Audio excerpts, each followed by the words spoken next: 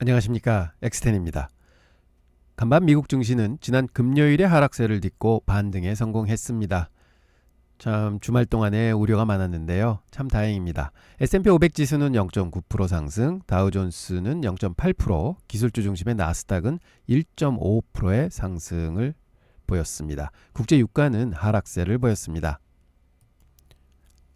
첫 번째 소식입니다. 거대 디지털 미디어 기업이었던 바이스 미디어가 파산 보호 절차를 마친 후 NBC 유니버셜 마케팅 임원이었던 아담 스토츠키를 새로운 최고 경영자로 임명했습니다.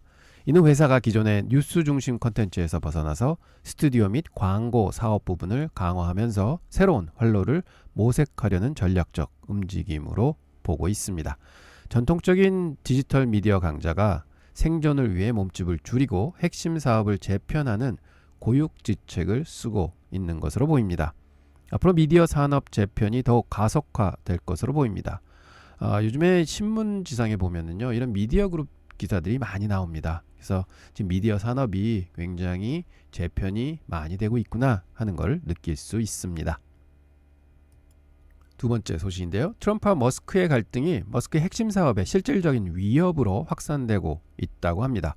트럼프의 동맹들은 일론 머스크의 스페이스 X가 정부와 맺은 59억 달러 규모의 국가안보 위성 발사 계획을 문제 삼으면서 이 계약이 머스크의 변덕스러운 행동에 의해 위험에 처할 수 있다고 주장하고 나섰습니다. 오너 리스크가 단순한 주가 변동을 넘어서 기업의 핵심 사업 수주와 직결될 수 있는 중대한 문제로 비화되고 있는 것입니다. 그래서 트럼프하고 머스크 좀 잘 지냈으면 좋겠습니다. 세 번째 소식입니다. 영국 중앙은행이 목요일에 있을 통화정책위원회에서 기준금리를 동결할 것으로 예상되고 있습니다. 이는 공격적으로 금리를 인하한 유럽 중앙은행과 금리 인상을 멈춘 미국 영준 사이에서 신중한 중간 경로를 택하고 있는 모습입니다.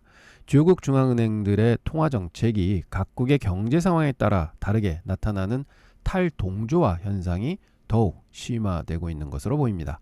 각국의 금리 격차가 향후 환율 및 자본 이동에 큰 변수가 될 것으로 예상됩니다. 다음 소식입니다. 중국 국영 기업들과 연계된 것으로 보이는 수십 척의 유조선들이 선박 추적 장치를 끄는, 즉 유령 선단 방식으로 해서 국제 제재를 받고 있는 이란과 베네수엘라의 원유를 운송해 온 사실이 드러났습니다. 이는 조직적인 제재 회피 활동으로서 지정학적 긴장을 좀 고조시키고 있는데요. 단순한 기업 차원의 제재 회피를 넘어서 국가가 개입된 조직적인 움직임일 수 있다는 점에서 향후 국제 유가와 안보에 큰 불안 요인으로 작용할 것으로 보입니다.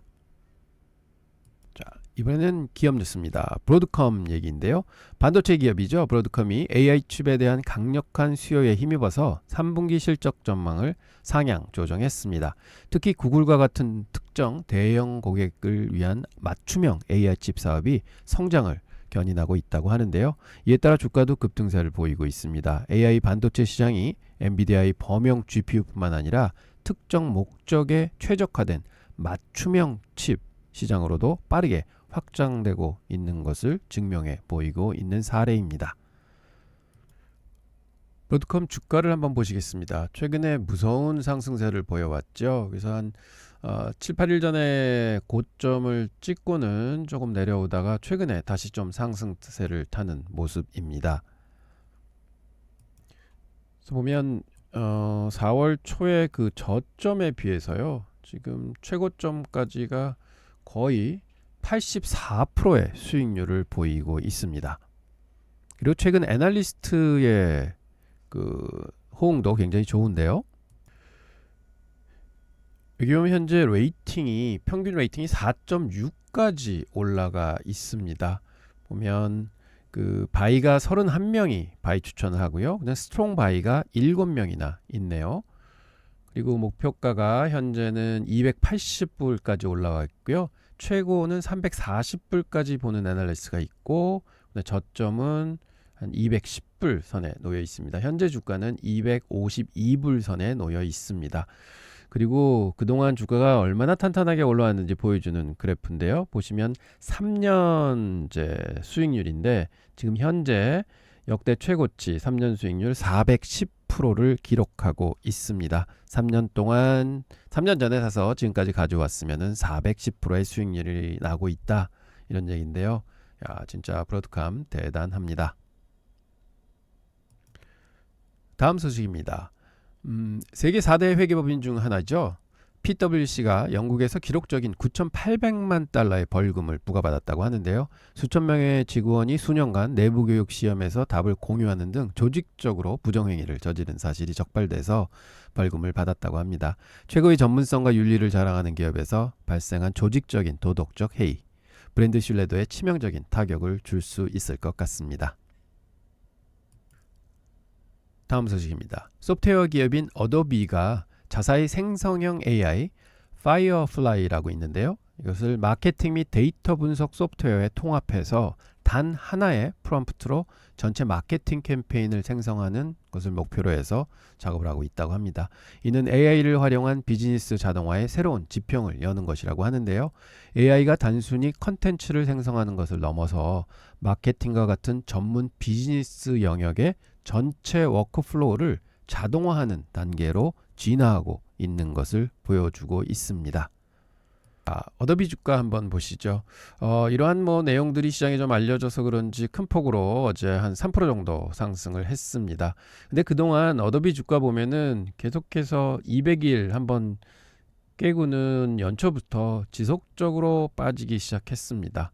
그러다가 이제 4월 달에 반등을 좀 줬는데 이게 패턴을 좀 그려봐도 사실은 전부 좀 이게 안 좋은 패턴들이 보입니다. 이게 쌍봉 패턴이 완성돼서 지금 브레이크를 했다가 다시 어제 양봉이 나는 바람에 조금 깨지고 있는 상황인데, 이 쌍봉 패턴으로 하자면 아직 다운 타겟이 대충 368불까지 돼 있습니다. 그래서 한 10% 정도의 더 하락을 이제 보이고 있다. 하락이 나오게 되면 이 정도 폭은 충분히 터치할 수 있다. 이렇게 읽혀지고 있는데요.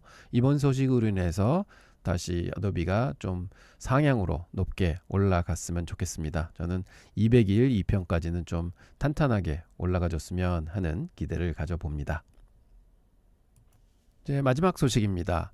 암호화폐계의 유명 인사죠. 저스틴 선과 그의 트론 블록체인 네트워크입니다. 그리고 후오비 거래소가 미국과 중국 당국의 조사를 받으면서 규제 압박이 심화되고 있다고 합니다. 이는 암호화폐 산업 전반에 대한 각국 정부의 규제 강화 움직임을 반영하고 있는데요. 암호화폐 산업이 제도권으로 편입되는 과정에서 나타나는 필연적인 성장통인 것 같습니다. 규제의 명확성이 산업의 장기적인 성장에 오히려 긍정적일 수 있습니다. 자, 오늘은 여기까지입니다. 미국 주식 엑스텐 채널에 리스크관리법 완성편이 영상으로 올라가 있습니다. 이 영상은 지난번에 제가 2% 리스크관리의 진실에 대해서 말씀을 드렸었잖아요. 그거를 좀 더 심도 있게 들어가서 좀 더 확장한 내용입니다. 그래서 좀 봐주시면 매매에 도움되실 것 같습니다. 감사합니다.